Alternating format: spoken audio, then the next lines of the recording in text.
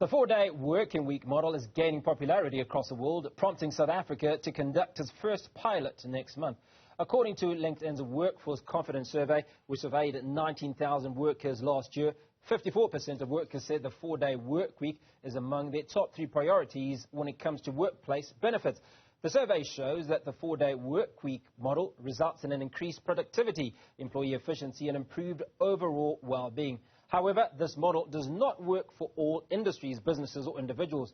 To talk more on this, we're joined by thought leader and Kegor Group South Africa Financial Director, Michelle Austin. Michelle, very good afternoon. Appreciate your time today. Now, as we were talking off air, this isn't the second day of your weekend, but talk to us about the four-day working week. Hi there. So thank you for having me. So the four-day work week is what is aimed by it is the 100-80-100 principle, which is 100% remuneration for 80% time, but 100% productivity. So in general, it doesn't necessarily mean that you get a Friday or a Monday off. It just depends on your industry, your organization, and potentially even the employee themselves.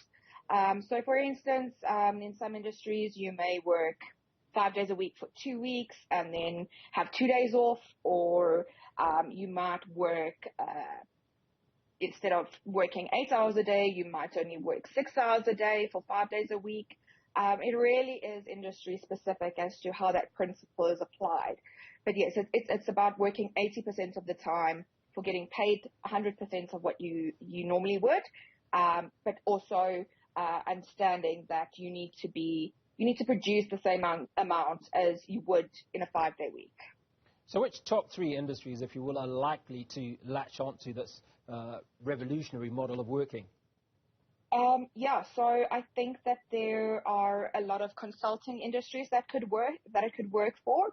It could also work for advertising, basically any type of industry, maybe even some IT companies, any kind of industry where there's typically consistent work that is, repetitive type stuff. So admin type stuff, office type stuff, consulting, professional services, those types of industries, it could work for really easily, I think, and it will be easier to apply to than some other industries. Now, you're a financial director, so obviously you would have done the numbers, done the projections, and are convinced. Are you convinced that individuals can work 80% of the time and still give you 100% productivity? I think it depends. So I don't think that there is a one-size-all-fits approach. And I think it really does depend on the employee. I also think you need to be able to have mature conversations with your employees. So you need to make sure that you set the expectations up front. They know exactly what they need to do. They are more than likely able to work on their own. Potentially have less meetings, less social events, just so that they can get the same amount of work done in a shorter amount of time. So I do think it's possible, but again, it depends on the industry and it depends on the individuals, and then constant feedback. I think that's hugely important because, some people will cope with this model and some people might not. So yeah, I think it's just about making sure you're constantly checking in and that everybody's coping, because I think it could, if the person is not coping, as employees not coping, it could actually result in more stress as opposed to less stress. So it is that constant feedback loop, that constant communication. And then I think it could work in some industries. In other industries, I'm still a little skeptical. Now, if we go back 3 years ago, which is potentially before COVID, this idea would have been very, very difficult to sell. But I think the experience that we've had with COVID over the last few years has shown that people don't necessarily have to be in the office to be productive, and that they can pretty much look after themselves and still be productive. 100%. So I think specifically in South Africa at the moment, I think a few people are finding it a little bit challenging to work from home with all the load shedding. So there does seem to be a bit more of a drive for people to get back into the office, just from that perspective. But yes, definitely, I think that people did manage very well during COVID and had to adapt really quickly. So I think that I think this model is something that could work, but it is going to be require quite a lot of upfront planning from various different people within the organization to make it work. Now, we talk about 100% productivity based on 80% of the time. We also talk about when an individual works in an environment that they enjoy and that they like, they're potentially a little bit more productive than that 100% that we're expecting. Do you foresee a situation where the majority of individuals will produce a little bit more or a lot more than that 100% that is expected? Oh, 100%.